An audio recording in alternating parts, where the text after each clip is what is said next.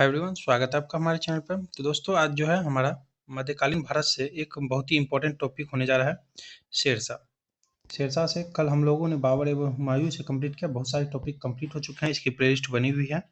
विजयनगर साम्राज्य हो गया, लोधी वंश हो गया, तुगलक वंश हो गया, दिल्ली सल्तनत प्रशासन, मुगल वंश, भक्ति और सूफी आंदोलन, ये सभी कंप्लीट हो चुके हैं। आप लोग प्लेलिस्ट चैनल पर जाकर के देख सकते हैं। आज जो हमारा शेरशाह सूरी से होगा, जिसे सूर्यवंश कहते हैं, सूर्यवंश के थे शेरशाह सूरी।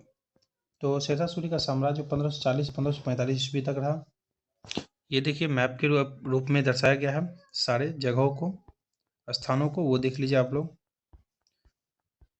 चलिए, हमारा मेन फोकस होगा वर्ल्ड पर, सारे इंपॉर्टेंट। चलिए, पहला पॉइंट है हमारा, दिल्ली में द्वितीय अफगान वंश का संस्थापक कौन था? तो शेरशाह सूरी था। पूछे कि दिल्ली में जो है द्वितीय अफगान वंश का संस्थापक कौन था? तो शेरशाह सूरी था। शेरशाह के बचपन का नाम क्या था? फरीद खान। ये बहुत बार पूछा जाता है प्रश्न में कि शेरशाह के बचपन का नाम, तो फरीद खान। शेरशाह सूरी को शेर खां की उपाधि किसने दी थी? तो बहार खां लोहानी, जो कि मोहम्मद शाह के नाम से प्रचलित है। शेरशाह सूरी को शेर खां की उपाधि किसने दी थी? तो बहार खां लोहानी ने। शेरशाह के शासनकाल में भू राजस्व की वसूली की निगरानी करने वाला अधिकारी को क्या कहते थे? तो मुंसिफ अथवा आमिल। मुंसिफ अथवा आमिल कहते थे। कन्नौज के युद्ध में हुमायूं को पराजित कर दिल्ली का शासक कौन बना? तो शेरशाह सूरी बना। पूछे कि कन्नौज के युद्ध में हुमायूं को पराजित कर दिल्ली का शासक कौन बना? तो शेरशाह सूरी बना था। चलिए आगे देखते हैं। चलिए, नेक्स्ट पॉइंट है हमारा, शेरशाह का मकबरा कहाँ पर स्थित है? तो सासाराम।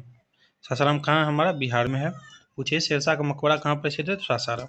कृषकों की सहायता के लिए पट्टा एवं कबूलियत की व्यवस्था किस मध्यकालीन भारत शासक ने प्रारंभ की थी? तो वो शेरशाह सूरी थे। पूछे कृषकों की सहायता के लिए पट्टा एवं कबूलियत की व्यवस्था किस मध्यकालीन भारत शासक ने प्रारंभ की थी? तो शेरशाह सूरी ने की थी। ग्रांड ट्रंक रोड का निर्माण किसने करवाया था? तो शेरशाह सूरी ने। किसने करवाया था? शेरशाह सूरी ने। शेरशाह सूरी की मृत्यु कहाँ हुई थी? तो कालिंजर में।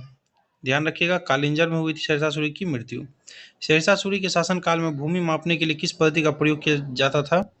तो गज ए सिकंदरी का। किसका? गज ए सिकंदरी का किया जाता था। बहुत इंपॉर्टेंट है।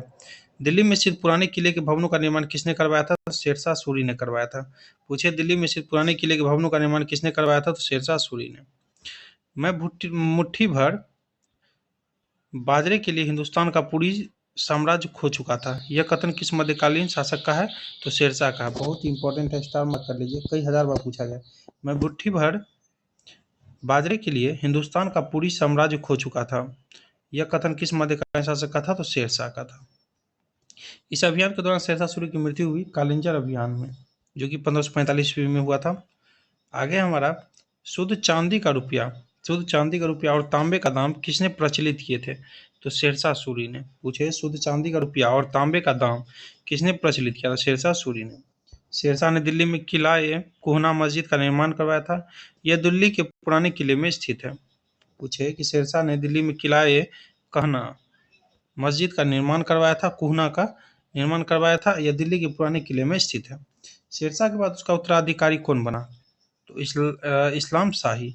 ये बहुत इंपॉर्टेंट है कि शेरशाह के बाद जो उसका उत्तराधिकारी कौन बना था? तो इस्लाम शाही। शेरशाह के शासनकाल में उपज का कितना भाग राज्य को देना पड़ता है? तो 1/3। कितना देना पड़ता था? 1/3 देना पड़ता था शेरशाह के शासनकाल में उपज का। उसके बाद जो है शेरशाह सूरी ने अनेक विद्वानों को संरक्षण प्रदान किए, जिसमें मलिक मोहम्मद जैसी प्रमुख थे। जिनमें मलिक मोहम्मद जैसी प्रमुख थे। चलिए, वीडियो में इतना ही, क्योंकि इसका वन लाइनर ही अवेलेबल था, ऑब्जेक्टिव नहीं। तो आप लोग कहीं से ऑब्जेक्टिव भी लगा सकते हैं, बुक वगैरह से।